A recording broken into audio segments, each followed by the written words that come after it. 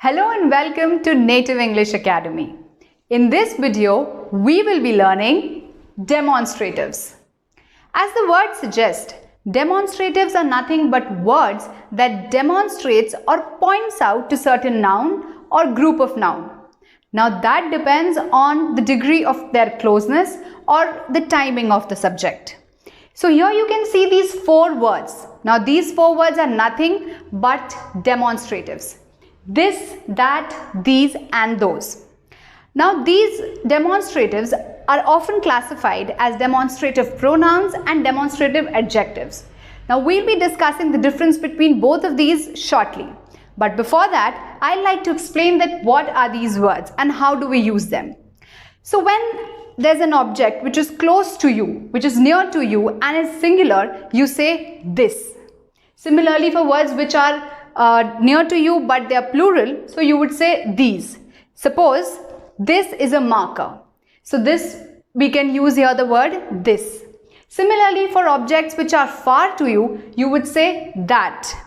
And for objects which are far to you and are plural, you would say those. So this is nothing but demonstratives. So now moving on to demonstrative pronouns. Now what are demonstrative pronouns? These are words that replaces the noun. When you see here the example, this is my friend Sneha. So the noun Sneha is replaced here in this example.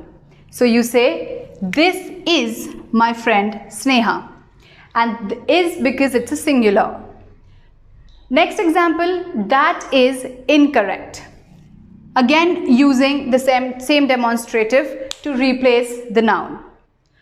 These are my friends.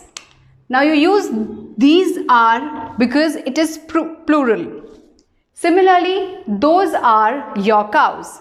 Now because this is far, so you say those and are because it's plural. So these are how demonstrative pronouns work. Now let's start with understanding what are demonstrative adjectives. You can see here that demonstrative adjectives means words which are followed by a noun.